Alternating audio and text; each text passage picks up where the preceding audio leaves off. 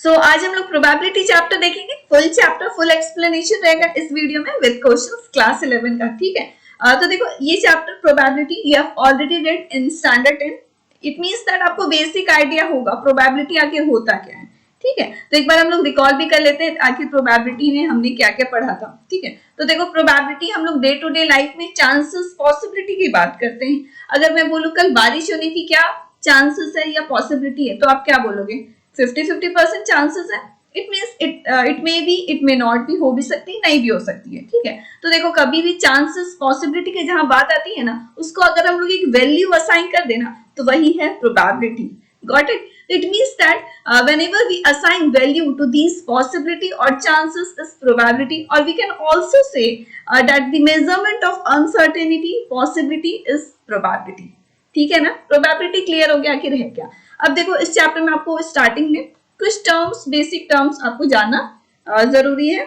ठीक है ना, तो सबसे पहले क्या है? Random experiment. तो ये देखो रैंडम एक्सपेरिमेंट ये क्या होता है? तो देखो when we toss a coin, एक कॉइन को टॉस की, फ्लिप की, ओके, तो आप क्या एग्जैक्टली उसका रिजल्ट बता सकते हो कि अगर एक कॉइन को टॉस किए, देखो एक कॉइन को टॉस किए तो आप क्या एग्जैक्टली बता सकते हो उसका रिजल्ट क्या आएगा? नहीं बता सकते, पर ये आपको पता है कि it can be a head और अ टेल।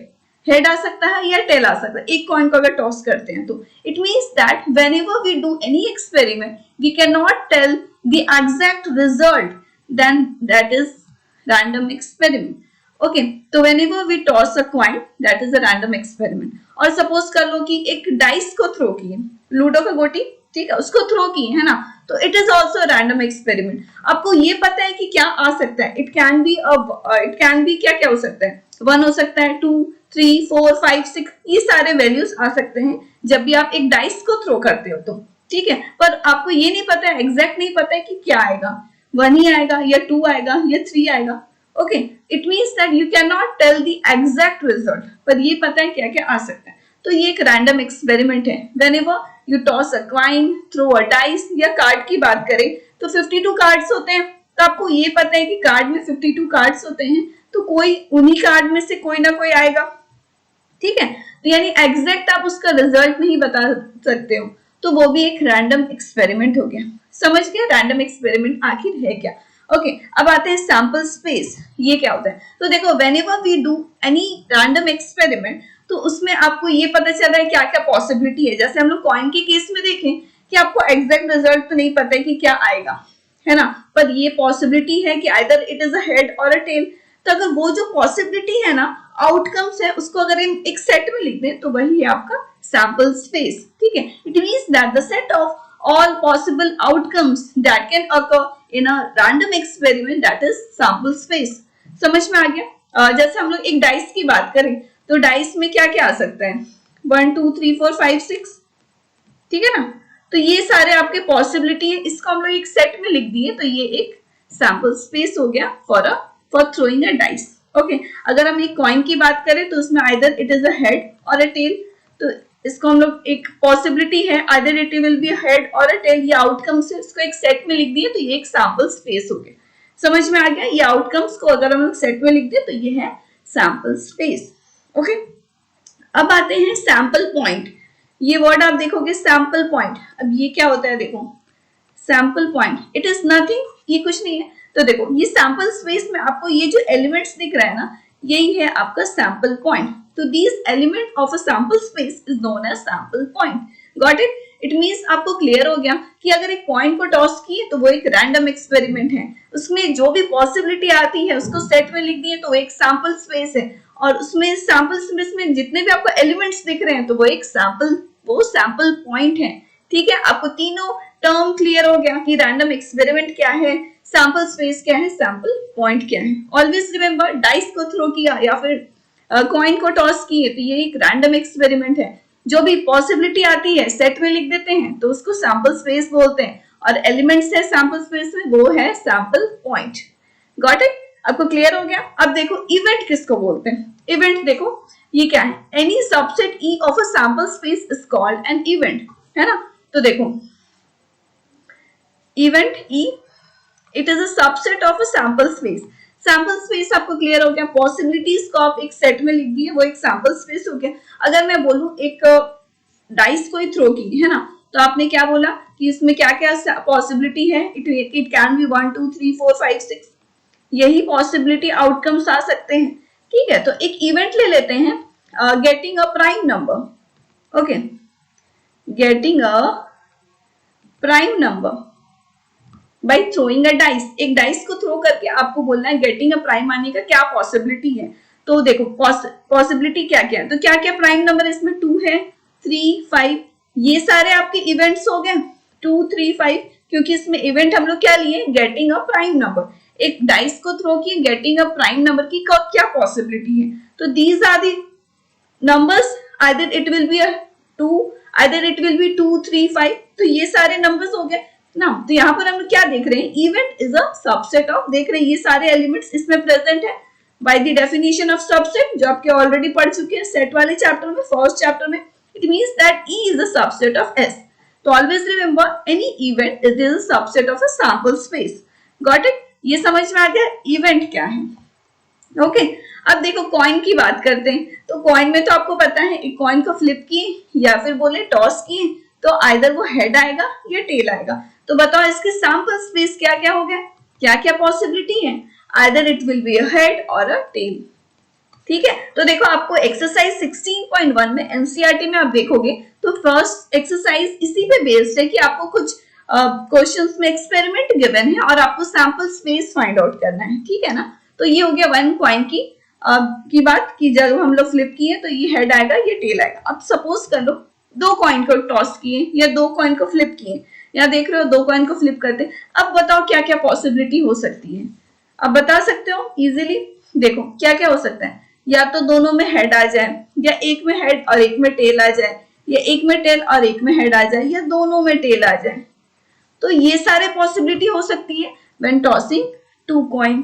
ठीक है ना, तो देखो ये भी आप इजीली बता दिए। अब देखो अगर मैं बोलूं तीन कॉइन को आप टॉस करते हैं, वन कॉइन को आपको पता है, टू कॉइन भी आप इजीली उसका सैंपल स्पेस फाइंड आउट कर लिए।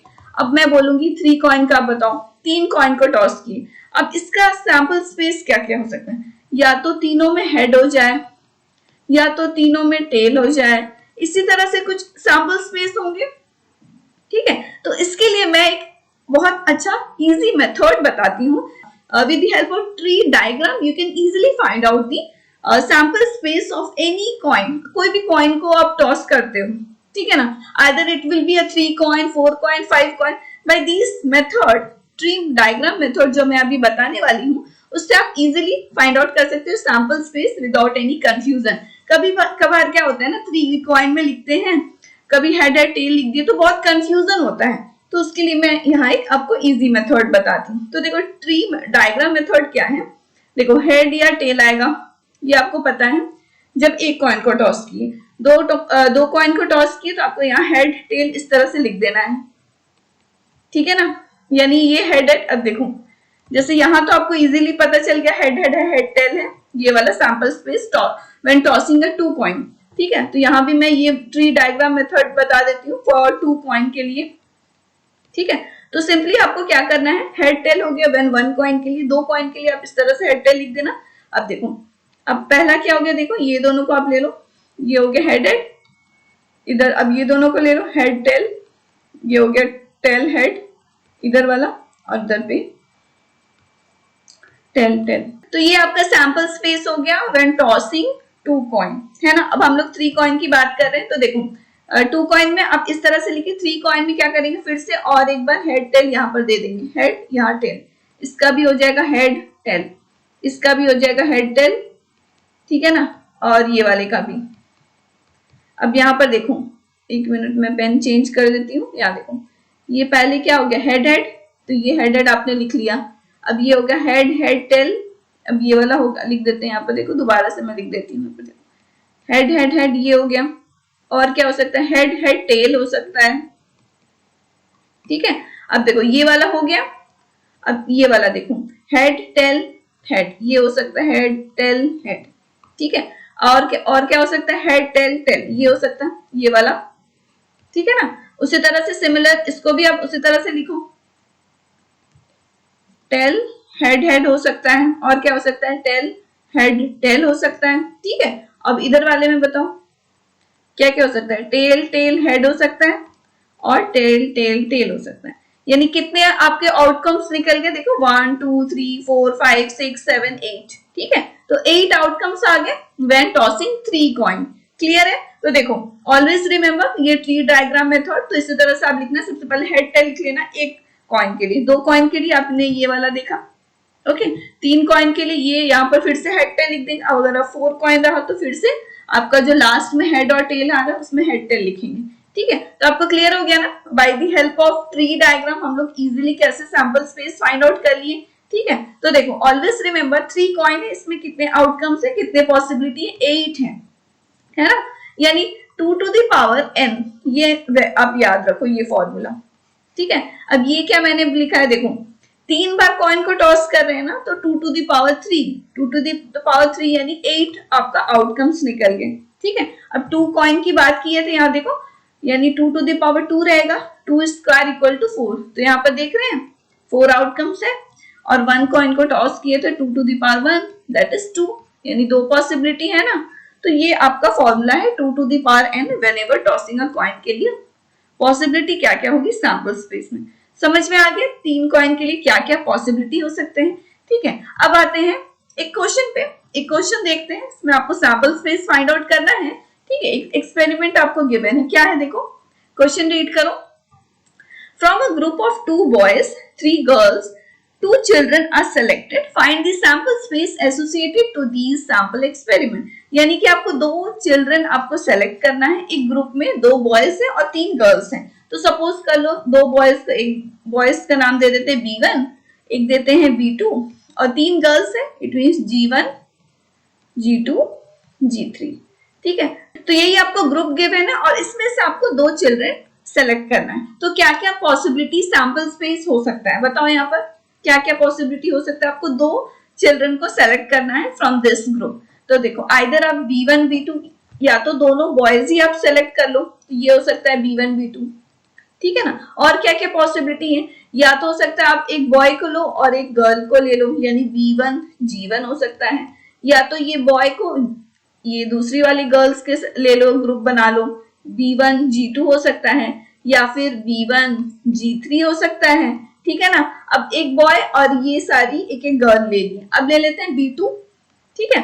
B2 G1 हो सकता है, और क्या हो सकता है B2 G2 हो सकता है, ओके। और क्या हो सकता है बताओ, B2 G3 हो सकता है, ठीक है ना। तो ये हो गया आपका पॉसिबिलिटी, ये सब हम लोग ग्रुप ले सकते हैं क्योंकि हम लोग 2 चिल्ड्रन को सेलेक्ट कर रहे हैं। और क्या हो सकता है, अब गर्ल्स में देखो, या तो हो सकता है हम लोग दोनों गर्ल्स ही सेलेक्ट कर लें, G1 G2, या तो G1 G3 हो सकता है, या तो फिर G2 G3 हो सकता है। तो these are the possible outcomes और you can say possibility for selecting 2 children। तो ये आपका सैंपल स्पेस फाइंड आउट हो गया फॉर दिस एक्सपेरिमेंट, ठीक है ना। तो इसी तरह से आपको एक्सरसाइज फर्स्ट एनसीईआरटी में देखना, आपको सैंपल स्पेस फाइंड आउट करना होगा, कुछ एक्सपेरिमेंट्स गिवन होगा, ठीक है। तो अब आगे देखते हैं डाइस की बारी।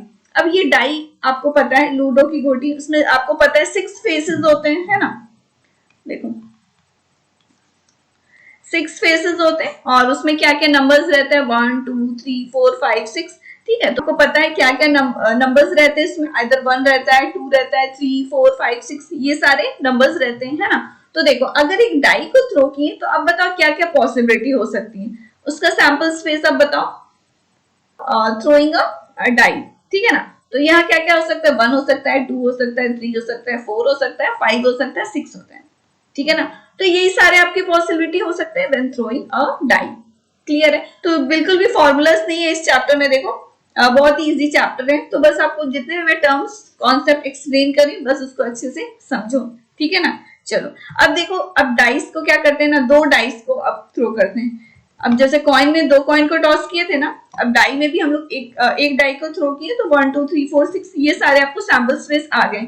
अगर मैं बोलूं 2 डाई को आप थ्रो करते हैं, ठीक है, तो इसमें देखो ये सारे आपके पॉसिबिलिटी हो सकते हैं। तो देखो पहले वाले में भी 1 2 3 4 5 6 फेसेस है, पहला वाला डाई में भी, और दूसरा वाला डाई में भी 6 फेसेस है, 1 2 3 4 5 6, ओके। तो या तो ऐसा हो सकता है पहला में 1 आ जाए, दूसरा में भी 1 आ जाए, है ना, या तो पहला में 1 दूसरा में 2 आ जाए, इस तरह से ये सारे पॉसिबिलिटी हो सकते हैं। तो टोटल आपको नंबर ऑफ सैंपल स्पेस कितने मिल गए? 36, ठीक है ना। तो 36 पॉसिबिलिटी है व्हेन थ्रोइंग 2 डाइस। अब देखो यहाँ पर हमने क्या देखा था, ये अगर एक डाई को थ्रो किए तो नंबर ऑफ सैंपल स्पेस कितना निकल गया? 6, ठीक है ना। तो उसी तरह से व्हेन थ्रोइंग 2 डाइस तो हम लोग को नंबर ऑफ पॉसिबिलिटी क्या मिलेगा? 36। क्लियर हो गया। अब यहाँ एक चीज आप ध्यान दो, ये जो 1 1 दिख रहा है ना, 1 1 है, यहाँ 2 2 है, 3 3, 4 4, 5 5, ये 6 6, ये जो है ना इसको हम लोग डबलेट बोलते हैं, ठीक है। आपको क्वेश्चन में दिखेगा कि events of getting a doublet, तो ये आपको याद रखना है। डबलेट ये सारे वर्ड्स में जो भी आपको अभी बताते जा रही हूँ सारा आप नोट डाउन करते जाओ, ठीक है ना। कॉपी पेन लेके बैठो, जो भी इंपॉर्टेंट पॉइंट्स बताते जा रहे हैं उसको नोट डाउन करो। जैसे 1 1 2 2 3 3 4 4 5 5 6 6, ये सारे जो आपका पॉसिबिलिटी है इसको क्या बोलते हैं? डबलेट, ठीक है। आपको क्वेश्चन में एक्सप्लेन करूंगी मैं कि गेटिंग अ डबलेट की क्या चांसेस है, ये सारे क्वेश्चंस में आपको रहेंगे, ठीक है। तो आगे बढ़ते हैं। अब आती है कार्ड्स की बारी। ओके, तो देखो कार्ड्स के बारे में आई थिंक आपको बेसिक नॉलेज तो होगा ही। कार्ड्स आप लोग खेले भी हुए होंगे, है ना। अगर नहीं खेले हुए तो कोई बात नहीं, खेलने की जरूरत नहीं है, बस समझ लो, है ना। तो देखो कार्ड्स में देखो टोटल 52 कार्ड्स होते हैं। तो हाफ रेड होता है, हाफ ब्लैक होता है। हाफ आपका रेड में आपको 26 हो गया और ब्लैक आपको 26 कार्ड हो गए। और 26 में भी आपको 13 13 में फर्दर डिवाइडेड है। जैसे यहाँ देख रहे हो हार्ट है 13 और डायमंड है 13, और आपका ब्लैक कार्ड में आपका क्लब रहता है और स्पेड रहता है, दैट इज 13 13। तो आपको ये क्लियर हो गया ना, टोटल कार्ड्स कितने हो गए? 52, और हाफ हाफ में डिवाइड हुए, यानी रेड कार्ड 26 और ब्लैक कार्ड 26, ठीक है। अब रेड कार्ड में आपका दो अदर फर्दर डिवाइडेड है, दैट इज हार्ट और डायमंड रहता है, शेप आप देख रहे हो, और ब्लैक कार्ड में क्लब और स्पेड रहते हैं, ठीक है। तो ये हो गया 13 13 करके टोटल 52 कार्ड्स होते हैं, ठीक है। अब देखो ये आपका अगर जिन्होंने कार्ड्स नहीं देखा है वो आप यहाँ देख सकते हो कि कार्ड्स कैसे होते हैं, ठीक है। तो सबसे पहला वाला कार्ड जिसको हम लोग ए से डिनोट करते हैं, और यू कैन से एस बोला जाता है इसको, ठीक है। तो ये रहता है, देखो ये सारे जितने भी कार्ड्स है ना, ए रहता है, उसके बाद 2 3 4 5 6 7 8 9 10 तक ये नंबर्स रहते हैं। और उसके बाद रहता है आपका जैक, किंग और क्वीन। तो ये जो है ना कार्ड्स, ये टोटल 13 है, ये आप काउंट कर लो। देखो ये 1 हो गया, यहाँ तक 10, और ये 11 12 13। तो ये 13 कार्ड्स सब में होते हैं, मतलब वो हार्ट में भी रहेगा, डायमंड में भी रहेगा, क्लब में भी रहेगा, स्पेड में भी रहेगा, ठीक है। तो ये आप कार्ड्स देख सकते हो, ठीक है। तो पहले वाले को हम लोग क्या बोलते हैं? एस, और हिंदी में बोले तो इक्का बोलते हैं। 2 3 4 करके ऐसे 10 तक रहता है, और जैक, किंग और क्वीन। अब ये तीनों कार्ड्स को हम लोग देखो क्या बोलते हैं? Face card. तो यहाँ देख रहे हैं ना, फेस बना हुआ है, चेहरा बना हुआ है, तो ये फेस कार्ड हो गया, किंग, क्वीन एंड जैक, ठीक है।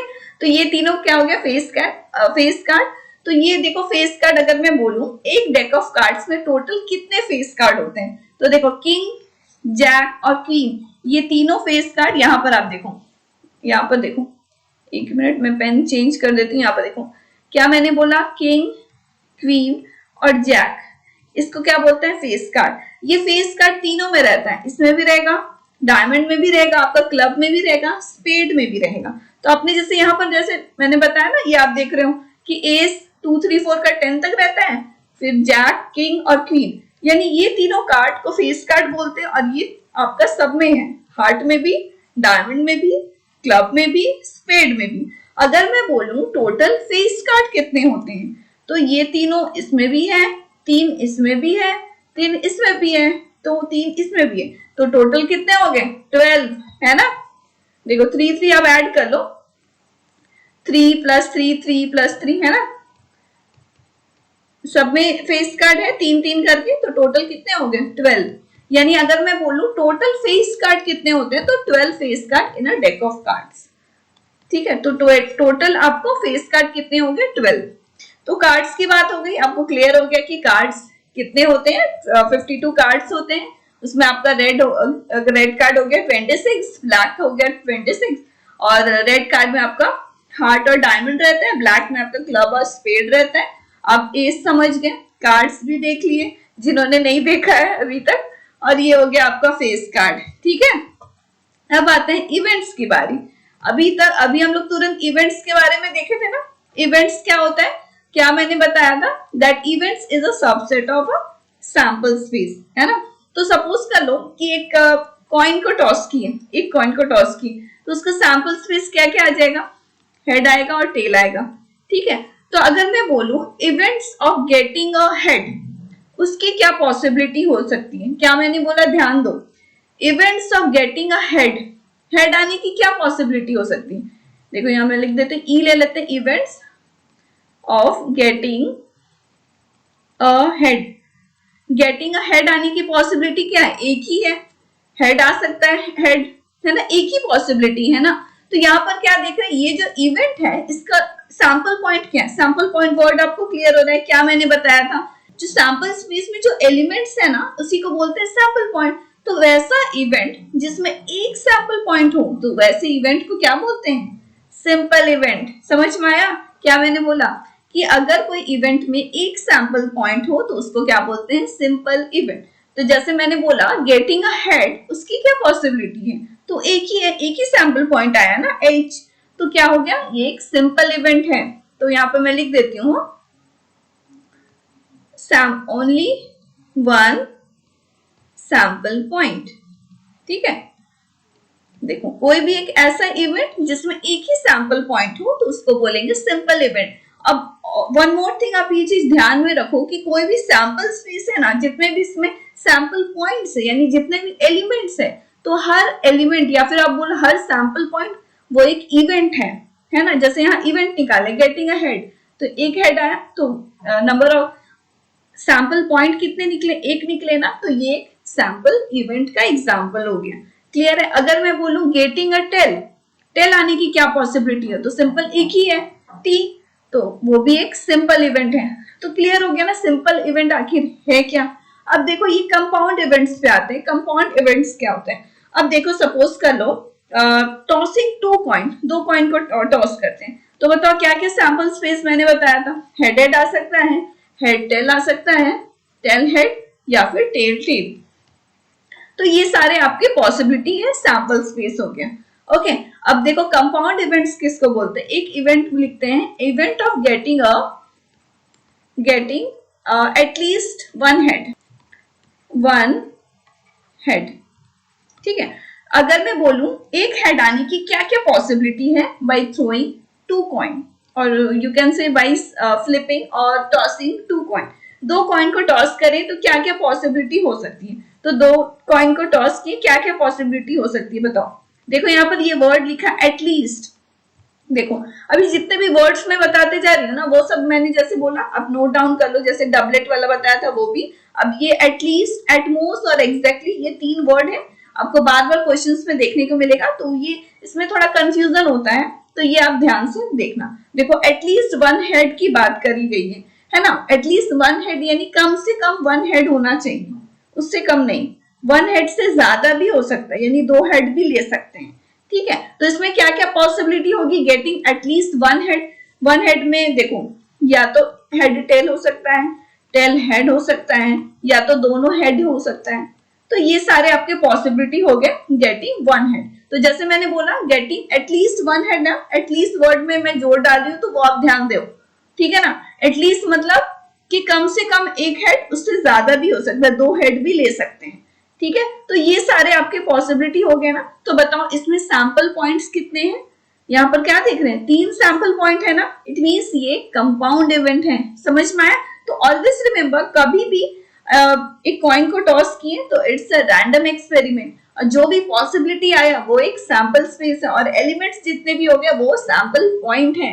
अब मैं क्या बोल रही हूँ, इवेंट्स निकालो गेटिंग हेड, तो यहाँ पर क्या देख रहे हैं, फर्स्ट वाले एग्जाम्पल में एक सैंपल पॉइंट आया, मतलब वो एक सिंपल इवेंट है। अगर more than one sample point रहे तो वो क्या होगा, कंपाउंड इवेंट, ठीक है। समझ में आ गया ना कि more than one sample point रहे तो उसे क्या बोलते हैं, कंपाउंड इवेंट, ठीक है। जैसे ये वाला एग्जांपल देखें, गेटिंग एटलीस्ट वन है, एंड आई होप ये एटलीस्ट वर्ड आपको क्लियर हो गया होगा कि एटलीस्ट मतलब वन हेड की बात की गई है, कम से कम एक हेड, दो हेड भी ले सकते हैं, उससे कम नहीं होना चाहिए, ठीक है ना। चलो अब आगे बढ़ते हैं श्योर इवेंट। ये क्या होता है? तो अगर सपोज कर ले एक डाई थ्रो करते हैं, तो बताओ क्या क्या सैंपल स्पेस होगा? डाई थ्रो करते हैं तो डाई बोलो या डाइस बोलो, एक डाइस है ना, तो यानी ये सारे आपके पॉसिबल आउटकम्स हो सकते हैं। ठीक है, 1 2 3 4 5 6 यहां तक आपको क्लियर है? तो मैंने क्या बोला कि एक इवेंट निकालो getting a number less than 7। ठीक है, तो मैंने क्या, मैं लिख देती हूँ getting a number less than 7। ठीक है, तो अब इसकी क्या क्या पॉसिबिलिटी हो सकती है बताओ? Getting a number less than 7 यानी 7 से कम होना चाहिए। क्या क्या हो सकता है? 1 हो सकता है, 2 हो सकता है, 3 4 5 6 यानी ये सारे इवेंट्स हो सकते हैं, ये सारे पॉसिबिलिटी हो सकते हैं 1 2 3 4 5 6, क्योंकि ये क्या है? लेस देन 7 है ना। तो देखो यहाँ पर क्या देख रहे हैं, जो आपका इवेंट है ई, ये किसके इक्वल आ गया? सैंपल स्पेस के इक्वल आ गया। यानी ऑलवेज रिमेंबर श्योर इवेंट क्या है? इट इज 100% चांसेस है, यानी वो होगा ही होगा, ऑलवेज हैपनिंग, ऑलवेज हैपन, यानी वो श्योरिटी है कि जो इवेंट्स है वो इक्वल होना चाहिए सैंपल स्पेस के, 100% चांसेस है, तो ये हो गया श्योर इवेंट। ठीक है, तो ऑलवेज रिमेंबर कभी भी आपको जो इवेंट्स आएगा ये अगर इक्वल हो जाए सैंपल स्पेस के, तो इसको बोलेंगे श्योर इवेंट, यानी ऑलवेज हैपन, और यू कैन से 100% चांसेस है वो इवेंट्स आने का। ठीक है, तो ये हो गया आपको श्योर इवेंट। अब देखो मैं एक डाई को जैसे यहाँ पर थ्रो किए थे, अब मैं निकालती हूँ इवेंट्स ऑफ गेटिंग, यहाँ पर लिख देती हूँ events of getting a number 0। अब बताओ क्या पॉसिबिलिटी हो सकता है getting a number 0 by throwing a die? क्या बता सकते हो, क्या क्या पॉसिबिलिटी हो सकती है बताओ? 0 तो है ही नहीं उस फेसेस में, बताओ एक डाई में 0 है क्या? नहीं है ना, तो कोई पॉसिबिलिटी हो सकती है क्या? नहीं। तो यानी इवेंट्स क्या निकला? कुछ नहीं, 0। तो यहाँ पर क्या देख रहे हैं, ये जो इवेंट है इसको क्या बोलेंगे? इम्पॉसिबल इवेंट, यानी नेवर हैपन। 0 कभी आ सकता है क्या? नहीं, नेवर हैपन। ठीक है, नेवर हैपन। तो ऑलवेज रिमेंबर इम्पॉसिबल इवेंट क्या है? इट मींस उसमें इवेंट की कोई पॉसिबिलिटी नहीं निकलेगी। जैसे यहाँ पर मैंने लिखा गेटिंग अ नंबर 0 आने की क्या पॉसिबिलिटी? तो 0 तो है ही नहीं डाई में, तो 0 कहां से आएगा? तो वो एक इम्पॉसिबल इवेंट हो गया। कोई और एग्जाम्पल लेते हैं, तो सपोज कर लो गेटिंग अ नंबर 7 आने की क्या पॉसिबिलिटी? 7 आएगा क्या? नहीं, डाई में तो 7 होता ही नहीं है, 6 तक ही तो होता है, तो वो एक इम्पॉसिबल इवेंट हो गया। क्लियर हो गया ना? इम्पॉसिबल इवेंट क्या है और श्योर इवेंट क्या है? तो श्योर इवेंट कुछ नहीं है, जो भी आपको इवेंट निकालते हो अगर वो सैंपल स्पेस के इक्वल आ जाए तो वो श्योर इवेंट है, और ये हो गया इम्पॉसिबल इवेंट। और यहाँ तक आपको क्लियर हो गया ना सिंपल और कंपाउंड इवेंट क्या है? सिंपल मैंने क्या बताया, एक सिंपल पॉइंट होंगे, और कंपाउंड में मोर देन 1, जैसे ये एग्जाम्पल देखे थे। ठीक है, आई होप क्लियर हो गया होगा इवेंट्स के ये सारे टाइप्स। अब देखो इक्वली लाइकली इवेंट्स ये क्या होता है?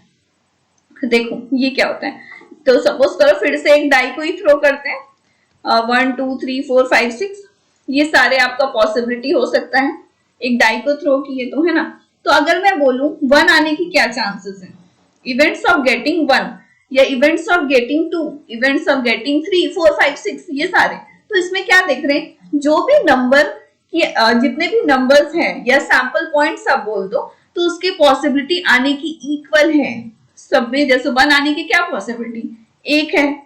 2 आने की क्या पॉसिबिलिटी? 1 ही है। यानी हर सैंपल पॉइंट्स आने की इक्वल पॉसिबिलिटी है ना इसमें, तो इसीलिए इसको क्या बोलेंगे? Equally likely events. तो यहाँ पर क्या मैं लिख सकती हूँ, 1 2 3 4 5 6 are equally likely events. Clear हो गया ना? इक्वली लाइकली इवेंट्स क्या है? चलो एक और एग्जांपल से मैं आपको क्लियर करती हूँ। तो देखो एक डाई को ही थ्रो करते हैं। अब देखो ये ऐसा डाई नहीं है कि जिसमें 1 2 3 4 5 6 ये सारे नंबर्स होंगे। सपोज एक डाई ले लेते हैं जिसके 3 फेसेस में 1 है, और मान लो बाकी जितने भी फेसेस है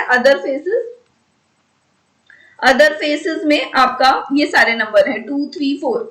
ठीक है ना, यानी 3 फेसेस 6 फेसेस होते हैं एक डाई में, तो 3 फेसेस में मैंने बोला कि 1 है, और अदर फेसेस में आपका 2 है 3 है 4 है।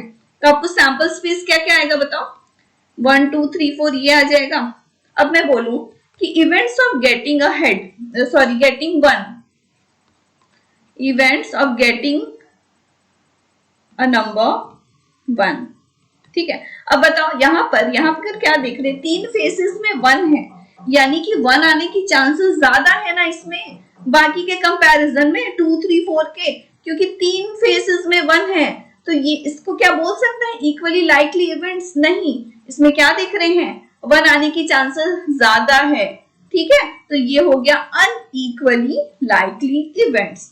ये क्या एग्जाम्पल हो गया, अनइक्वली लाइकली इवेंट्स। तो ये क्लियर हो गया ना, इक्वली लाइकली इवेंट्स क्या है। तो देखो पहला वाला जो मैंने एग्जांपल बताया इसमें 1 2 3 4 ये सारे की पॉसिबिलिटी के आने की चांसेस इक्वल है, बराबर है ना। तो ये सारे क्या हो गए, इक्वली लाइकली इवेंट्स। अब दूसरा एक डाई लिए, अब वो कैसा डाई है कि उसमें 3 फेसेस में 1 है और बाकी फेसेस में 2 3 4 इस तरह से है, ठीक है। अगर मैं बोलूं गेटिंग अ नंबर 1, तो यहाँ क्या देख रहे हैं, 3 फेसेस में 1 है, तो आपको जाहिर सी बात है उसको आपको पता है कि 3 फेसेस में 1 है, यानी उसका ज्यादा चांसेस है 1 आने की। नंबर 2 3 4 ये सारे के आने के चांसेस कम है। जब भी आप एक डाई को थ्रो करते हो, ये वाले डाई को थ्रो करेंगे तो इसको क्या बोलेंगे, अनइक्वली लाइकली इवेंट्स, बिकॉज इसकी आपको चांसेस ज्यादा है, अनइक्वल है ना। तो क्लियर हो गया ना, इक्वली लाइकली इवेंट्स आखिर है क्या, एक बार डेफिनेशन आप रीड कर लो। A given number of events are said to be equally likely if none of them expected to occur in preference to the other, ठीक है। यानी सबका इक्वल प्रेफरेंस होना चाहिए, तब उसको क्या बोलेंगे, इक्वली लाइकली इवेंट्स। क्लियर हो गया ना, इक्वली लाइकली इवेंट्स होता क्या है। अब नेक्स्ट बढ़ते हैं म्यूचुअली एक्सक्लूसिव इवेंट्स, ठीक है। अब देखो ये सारे कुछ टर्म्स अभी मैं बताऊंगी, ये अच्छे से आप, बहुत इजी है, कुछ नहीं है वैसा कुछ खास इसमें, पर आप ये याद रखो। और जितने भी जैसे मैंने ये टाइप्स बताया ना, ये सारे आपको simple event, compound event, sure, impossible event, with the help of example देखो मैंने एक्सप्लेन किया। तो with the help of example से ही आप उसको याद रखो वो इवेंट आखिर है क्या, श्योर इवेंट या इम्पॉसिबल इवेंट किसको बोलते हैं। डेफिनेशन को आपको रटने की जरूरत नहीं है, इसमें आप एग्जाम्पल से ही आप समझो कि मैंने क्या एक्सप्लेन किया है। आई होप आपको क्लियर हो गया होगा। ये सारे इवेंट्स। अब आते हैं म्यूचुअली एक्सक्लूसिव इवेंट, ये किसे बोलते हैं, ठीक है।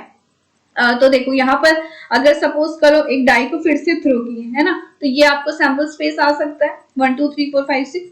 अब बताओ एक दो इवेंट लेते हैं, पहला ले लिए कि events of getting odd number. अब बताओ ऑड क्या क्या है इसमें, 1 है, 3 है, 5 है, तो ये आपका पॉसिबिलिटी हो गया, इवेंट हो गया। दूसरा भी एक इवेंट ले लेते हैं कि उसमें getting a number even number, क्या क्या क्या हो सकता है बताओ, 2 4 6, ये सारे आपके पॉसिबिलिटी हो सकते हैं। यहां तक क्लियर है, ये दो इवेंट्स हो गया। अब देखो ए इंटरसेक्शन बी निकालते हैं। इंटरसेक्शन वर्ड आपको क्लियर है, आप सेट में ही पढ़ चुके हो। तो ये दोनों इवेंट्स में कुछ कॉमन है क्या, तो देख रहे हो ये तो ऑड नंबर्स है, ये तो इवन नंबर्स है, कुछ कॉमन नहीं है। It means that A intersection of B is equal to 5। 5 ये वर्ड से आप पहले से आपको पता है 5 मतलब क्या होता है, मतलब इट कंटेन्स नो एलिमेंट, है ना। इसको क्या बोलते थे, नल सेट बोलते थे, है ना। अगर विच कंटेन्स नो एलिमेंट, या तो इसको वॉइड बोलते थे, वॉइड सेट, और क्या बोलते थे, एम्प्टी सेट बोलते थे, है ना। तो ये सारे नाम थे इसके, विच कंटेन्स नो एलिमेंट। तो यहाँ पर क्या देख रहे हैं, ये जो दो इवेंट आपका आया, यानी getting a number, odd number, getting a even number, तो ये दोनों इवेंट्स में कुछ कॉमन एलिमेंट तो है नहीं, तो इट इज इक्वल टू 5, है ना। तो इट मीन्स दैट ये जो आपका दो इवेंट आ गए ए एंड बी, ये क्या है, A and B are mutually exclusive event, ठीक है, म्यूचुअली एक्सक्लूसिव इवेंट्स। तो ये क्लियर हो गया ना। Always remember mutually exclusive event क्या है, कोई भी दो इवेंट दो जो डिसजॉइंट सेट हो। डिसजॉइंट सेट, आपको ये वर्ड क्लियर हो रहा है, डिसजॉइंट किसको बोलते थे, व्हेनेवर कोई दो सेट में अगर कुछ एलिमेंट्स कॉमन नहीं होता था, उसी को बोलते थे डिसजॉइंट सेट, है ना। अब यहाँ इवेंट्स की बात हो रही है, ये आपका प्रोबेबिलिटी चैप्टर में, तो कोई दो इवेंट उसमें कुछ कॉमन नहीं होगा, तो वैसे इवेंट को क्या बोलेंगे, म्यूचुअली एक्सक्लूसिव इवेंट।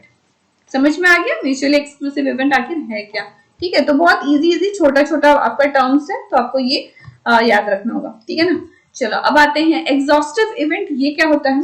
ये भी कुछ नहीं है, देखो यहाँ क्या लिखा हुआ है, अगर E1 E2 E3 up to En तक ये सारे आपका n इवेंट्स है कोई सैंपल स्पेस का, अगर इसका सबका आप यूनियन निकाल दो वो सैंपल स्पेस ही आ गया, ऐसे ही आ गया, तो उसको बोलेंगे एग्जॉस्टिव इवेंट।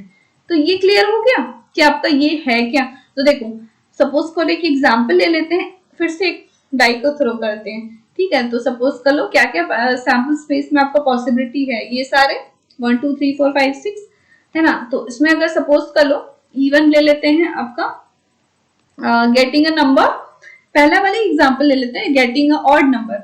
ऑड नंबर की क्या क्या पॉसिबिलिटी हो सकती है बताओ? 1 हो सकता है, 3 हो सकता है, 5 हो सकता है। और एक E2 इवेंट ले लेते हैं गेटिंग अ इवन नंबर, यानी 2 4 6, ये सारे आपका पॉसिबिलिटी हो सकती है, यानी ये दो इवेंट निकाल दिए। अब देखो E1 यूनियन E2 निकालो आप, ये दो इवेंट का यूनियन निकालो। यूनियन वर्ड आपको क्लियर हो रहा है ना, ये वाला साइन क्या बोलते थे इसको बताओ? यूनियन, है ना। अब सेट में ये सारे आई होप आपको टर्म्स क्लियर होगा, यूनियन, इंटरसेक्शन, जैसे ये वाला पहले वाला क्या था, ये वाला आपका इंटरसेक्शन था, है ना। इंटरसेक्शन मतलब होता है जो कॉमन एलिमेंट रहता है ना दोनों सेट में, वो वाला एलिमेंट्स लेते हैं, ठीक है। ये आपका इंटरसेक्शन हो गया। और ये आपका यूनियन हो गया। यूनियन मतलब वो सारे एलिमेंट्स हो जाएंगे। तो क्या क्या एलिमेंट्स है देखो, 1 2 3 4 5 6। तो यहाँ पर क्या देख रहे हैं, अगर ये दोनों इवेंट का यूनियन फाइंड आउट करें तो ये तो सैंपल स्पेस ही आ गया। तो ये E1 और E2 कैसे इवेंट्स हो गए? एग्जॉस्टिव इवेंट हो गए। Got it? क्लियर हो गया ना एग्जॉस्टिव इवेंट है क्या। ओके फिर से मैं एक बार रिवाइज करवा देती हूँ। देखो म्यूचुअली एक्सक्लूसिव इवेंट में मैंने क्या बताया, दो इवेंट जो दोनों का इंटरसेक्शन अगर 5 हो, यानी कोई एलिमेंट कॉमन नहीं हो, म्यूचुअली एक्सक्लूसिव इवेंट। अगर उसका यूनियन निकाले, अगर वो सैंपल स्पेस के इक्वल आ जाए, उसको क्या बोलेंगे? Exhaustive event. ठीक है। अब देखो mutually exclusive and exhaustive event क्या है। आप दोनों अलग अलग अभी तो पढ़े कि म्यूचुअली एक्सक्लूसिव क्या पढ़े, कोई दो इवेंट ले लेते हैं, let A and B are the events ले लेते हैं, सपोज कर लो are the events of sample space S ले लेते हैं, of sample space capital S, ठीक है। So let A and B are the events of a sample space S। तो म्यूचुअली एक्सक्लूसिव मैंने क्या बताया कि ये दोनों इवेंट्स में कोई एलिमेंट कॉमन नहीं होना चाहिए, यानी A इंटरसेक्शन B क्या होगा, इज इक्वल टू 5 होगा, कोई एलिमेंट कॉमन नहीं। एग्जॉस्टिव इवेंट मैंने क्या बताया कि दोनों का यूनियन जो है किसके इक्वल होगा, S के इक्वल होगा, सैंपल स्पेस के। तो अब देखो तो कोई एक ऐसा इवेंट A और B जिसमें ये दोनों कंडीशन सेटिस्फाई करता हो तो उसी को बोलेंगे mutually exclusive and exhaustive event. तो पहला वाला कंडीशन किसका है बताओ? ये तो म्यूचुअली एक्सक्लूसिव का है ना, म्यूचुअली एक्सक्लूसिव। और ये वाला क्या हो गया, एग्जॉस्टिव। क्लियर हो गया ना, यानी कि एक ऐसा दो इवेंट्स जिसके इंटरसेक्शन में 5 है और जिसका यूनियन में ये आपका S के इक्वल हो जाए, ये दोनों कंडीशन सेटिस्फाई करता हो तो उसी को बोलेंगे mutually exclusive and exhaustive event. जैसे कि अभी तुरंत हम लोग ये जो एग्जांपल देखें तो यहाँ पर क्या देखें कि इंटरसेक्शन 5 है और अब जब यूनियन निकाले तो वो सैंपल स्पेस आ गया। तो ये जो एग्जांपल लिए हैं, ये जो दो इवेंट लिए हैं, तो उसको क्या बोल सकते हैं, that they are mutually exclusive as well as exhaustive event. Got it? ये समझ में आ गया।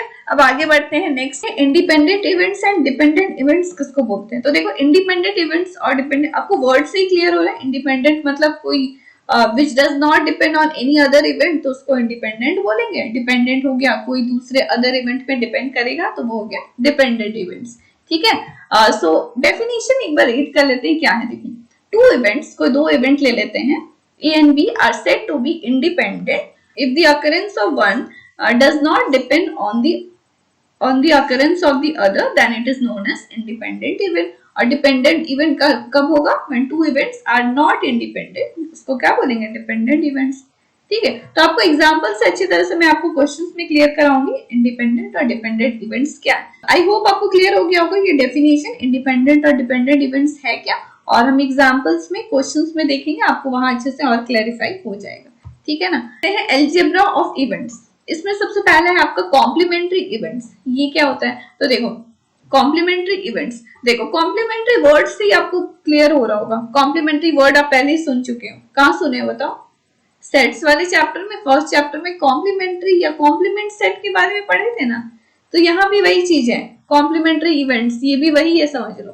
ठीक है, तो देख लेते हैं। तो देखो एक डाई को थ्रो किए, ठीक है, तो ये सारे आपको सैंपल स्पेस निकलेंगे 1 2 3 4 5 6। ओके, तो इवेंट निकालते हैं। सपोज कर लो एक एग्जांपल ले लेते हैं, events of getting a prime number. ठीक है, getting a prime number, events of getting a prime number, इसका क्या क्या पॉसिबिलिटी हो सकता है बताओ? गेटिंग अ प्राइम नंबर, क्या क्या प्राइम नंबर पॉसिबल है? या तो 2 3 आ सकता है, या तो 5 आ सकता है, यही सारे पॉसिबिलिटी है ना। यानी जो ए इवेंट है उसमें कितने आपको पॉसिबिलिटी निकल गए? 3 निकल गया ना।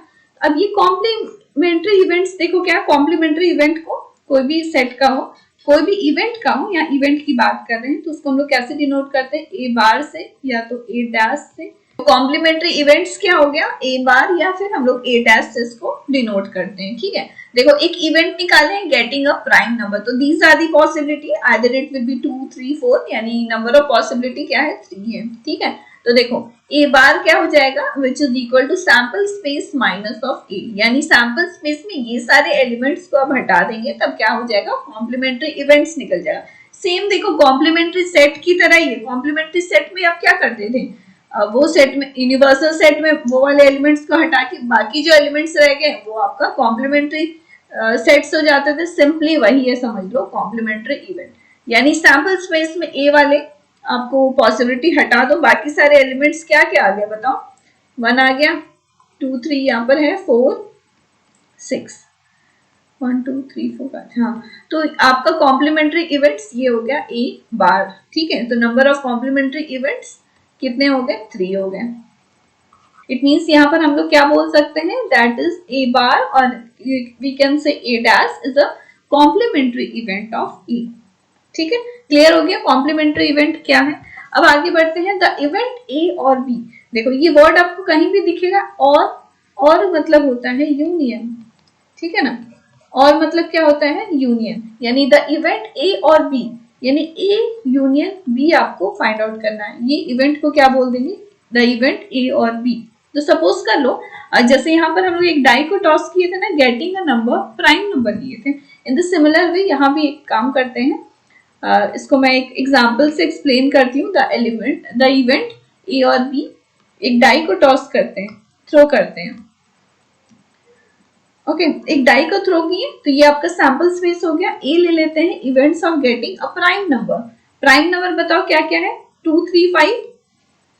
ठीक है, और बी एक इवेंट ले लेते हैं, सपोज कर लो getting a odd number. Odd number क्या क्या? 1 3 5 है। क्लियर हो रहा है मैं क्या बोल रही हूँ? ये देखो ये प्राइम नंबर हो गया, और ये हो गया आपका ऑड नंबर। ठीक है, तो देखो एक डाई को थ्रो किए, तो ये आपका सैंपल स्पेस आ गया S, और एक इवेंट ले लिए हैं गेटिंग अ प्राइम नंबर। तो these are the possible outcomes, favourable outcomes क्या क्या हो गया? 2 3 5 जो प्राइम नंबर है ये वाले डाई में। अब बताओ एक इवेंट ले लिए हैं ऑड नंबर, यहाँ तक क्लियर है। अब मैं बोल रही हूँ द इवेंट ए और बी क्या होगा, यानी कि ए यूनियन बी। ठीक है ना, ठीक है ना, it means the element which is in A और बी और इन बोथ, तो वो हो गया A union B. Same union वाला जो डेफिनेशन आप याद किए हो ना, वही चीज है आपका द इवेंट ए और बी। ठीक है ना, यानी ऐसा एक एलिमेंट लेना है which is either in A और इन बी और इन बोथ। क्लियर हो रहा है? तो क्या क्या एलिमेंट हो जाएंगे बताओ? क्या क्या सैंपल पॉइंट हो जाएंगे? 1 2 3 5। ठीक है ना, 1 2 3 5, यानी the element which is in event A, which is in event B और इन बोथ। तो these are the possible outcomes, or we can say possible sample point of the event A और B। Clear हो गया? और जो है आप याद रखना उसका मतलब होता है यूनियन। अब आते हैं नेक्स्ट एल्जेब्रा ऑफ इवेंट पे, दैट इज एंड। और ये वाला देखो, the event A and B, यानी एंड जब भी वर्ड कहीं भी दिखे उसका मतलब होता है, तब क्या होता है? इंटरसेक्शन। ये ऑलवेज रिमेम्बर। और मतलब हो गया आपका, जैसे प्रीवियसली वाला देखी क्या था, और मतलब हो गया यूनियन। यूनियन निकालना है दो इवेंट का, यानी वो ऐसा पॉसिबल आउटकम जो ए के भी इवेंट में आया हो या बी के भी इवेंट में आया या फिर दोनों में आया हो, जैसे यहाँ पर देख रहे हैं। ठीक है, उसी तरह से the event A and B मतलब हो गया, एंड मतलब हो गया इंटरसेक्शन, यानी ए इंटरसेक्शन बी। तो ये बताओ क्या हो जाएगा। अब यही पहले वाले एग्जांपल ले लो, जैसे मैंने यहाँ बताया था कि एक डाई को थ्रो की, ए इवेंट हो गया प्राइम नंबर आने का, events of getting a prime number, B एक इवेंट ले ली event of getting a odd number, तो यूनियन हो गया द इवेंट ए और बी यूनियन। एंड वाला जैसे मैंने बताया, एंड मतलब होता है इंटरसेक्शन, इट मीन ऐसा पॉसिबल आउटकम जो दोनों में हो। दोनों में क्या है देख रहे हैं, 3 है, तो आपका ए इंटरसेक्शन बी, और you can say the event A and B, ये क्या हो गया 3। क्लियर हो गया, आपको इवेंट समझ में आ गया किस तरह से निकाले हैं। एंड याद रखोगे इंटरसेक्शन होता है, और याद रखना यूनियन होता है। ठीक है, तो ये सारी चीजें जो मैं आपको बताते जा रही हूँ वो आप नोट डाउन करते हुए जाओ। अब आगे बढ़ते हैं, the event A but not B, यानी ऐसा एलिमेंट जो ए में प्रेजेंट हो, इवेंट ए में हो पर बी में नहीं हो, है ना। तो इसका मतलब आप क्या बोल सकते हो, ए माइनस बी निकालना है। ए माइनस बी आपको क्लियर हो रहा है, क्या पढ़े थे सेट वाले चैप्टर में, difference of set, the element which is in A but not in B, same उसी की तरह है, the event A but not B, यानी वैसा पॉसिबिलिटी, वैसा आउटकम जो ए के इवेंट में हो पर बी में नहीं हो, और it is also equal to A intersection of B dash. अब बताओ क्या क्या, अब पहले वाला एग्जाम्पल देख लो, इसमें ए माइनस बी अगर मैं बोलूं, जैसे अभी जो इवेंट फाइंड आउट कर रहे हैं, the event A but not B, जो ए में हो पर बी में नहीं होना चाहिए, क्या क्या है देखो यहाँ बोल सकते हो 2 is the only possible outcomes, तो ए माइनस बी आपका क्या आ गया, ओनली 2। तो ये आपको क्लियर हो गया ना, the event A but not B, it means that the element or you can say the outcomes which is in A but not in B, और ये हो गया आपका the event A and B, and जैसे मैंने बताया क्या होता है इंटरसेक्शन, और जब भी कहीं भी दिखे और मतलब यूनियन, और ये तो रहा कॉम्प्लीमेंट्री इवेंट्स, कॉम्प्लीमेंट्री सेट की तरह ही जैसा मैंने आपको बताया। तो ये सारे हो गए एल्जेब्रा ऑफ इवेंट्स। अब आते हैं प्रोबेबिलिटी ऑफ एन इवेंट। तो ये आपका क्लासिकल डेफिनेशन हो गया प्रोबेबिलिटी ऑफ एन इवेंट का।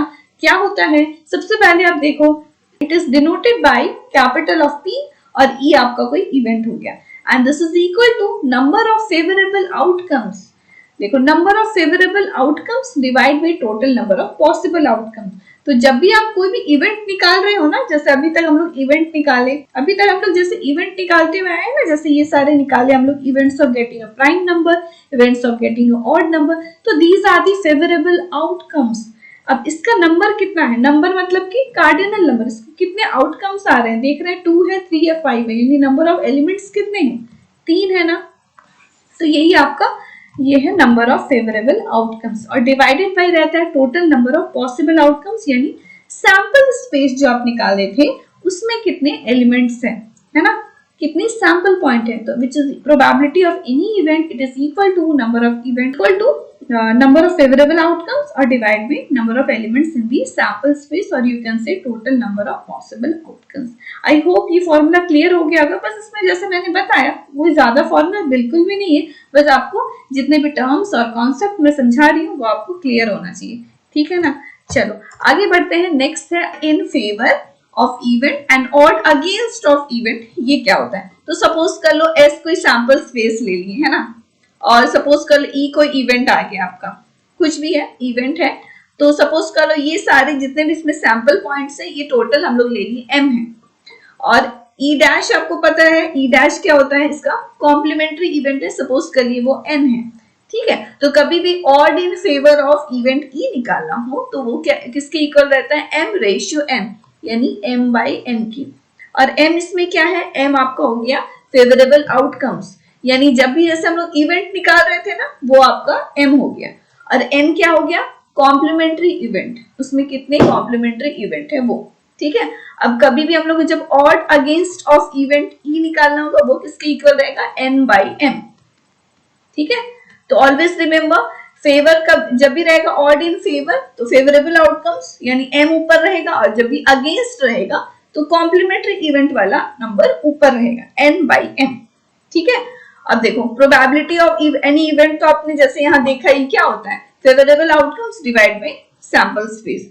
तो यहाँ वही चीज है, आपका एम क्या था, favourable outcomes, M favourable outcomes था ना, ये हो गया आपका फेवरेबल आउटकम्स, और ये हो गया, और नीचे में क्या रहता था, number of elements in this sample space, sample space में कितने एलिमेंट्स है, m प्लस n, यही होंगे ना, तो ये हो गया m divide by m plus n। Clear हो रहा है? ओके, तो ये सारे कुछ फॉर्मूलाज है, आपको याद होना चाहिए। अब देखो हम क्वेश्चंस में आपको क्लियर होगा, यहाँ पर आप एक क्वेश्चन कर लेते हैं, आपको अच्छे से क्लियर हो जाएगा, ठीक है। देखो, if the probability of occurrence of a certain event E is 3/11, आपको फाइंड आउट करना है, ऑड इन फेवर निकालो of its occurrence and odd against it's occurrence. तो देखो आपको क्या गिवन इंफॉर्मेशन है, प्रोबेबिलिटी ऑफ एनी इवेंट आपको दे दिया गया 3/11, ओके, और आपको ऑलरेडी पता है प्रोबेबिलिटी ऑफ एनी इवेंट ये किसके इक्वल रहता है, number of favourable outcomes that is m, और डिवाइडेड बाय क्या रहता है, नंबर ऑफ सैंपल स्पेस ना, यानी कि m plus n। m plus n आपको क्लियर हो रहा है? देखो जैसे हमने यहाँ पर ये फॉर्मूला देखा था, तो यही आपको गिवन है, क्या गिवन है, m by m plus n की वैल्यू आपको गिवन है 3/11, यानी m आपको पता चल गया, m क्या है आपका फेवरेबल आउटकम्स, इसकी वैल्यू क्या है 3 है, favourable outcomes, number of favourable outcome, ये इसकी वैल्यू 3 है, यानी m की वैल्यू आपको 3 पता है, और यहां से देखो m प्लस n की वैल्यू 11 है ना, तो यहां से आपको n भी निकल जाएगा। अब बताओ m प्लस n की वैल्यू 11 है ना, तो यहाँ पर आपको n क्या निकलेगा बताओ, 11 में आप 3 माइनस कर देना, ओके, तो ये क्या आ जाएगा 8, यानी n की वैल्यू 8 है, m की वैल्यू 3 है, ओके। और आपको क्या निकालना है, सबसे पहला वाला देखो, odd in favour of it's occurrence, यानी कि उसका रेशियो क्या आपने पढ़ा है अभी, आप देखो ऑड इन फेवर क्या रहता है, m/n, m ratio n, m क्या है आपका 3 और रेशियो n, तो m ratio n which is equal to 3/8, और यू कैन से 3/8। क्लियर हो गया, odd in favour of its occurrence. तो इस तरह से आपको इससे बेस्ड क्वेश्चंस रहेगा। आप सेकंड वाला भी देख लेते हैं, सेकंड वाला भी देख लेते हैं। अब बताओ सेकंड वाला क्या है, ऑड अगेंस्ट है ना, अगेंस्ट वर्ड आ रहा है, तो ऊपर में कौन वाला रहेगा, कॉम्प्लीमेंट्री इवेंट, यानी 8 रहेगा, 8/3, और यू कैन से 8/3। तो क्लियर हो गया ना, ये वाला क्वेश्चन किस तरह से सॉल्व किए हैं।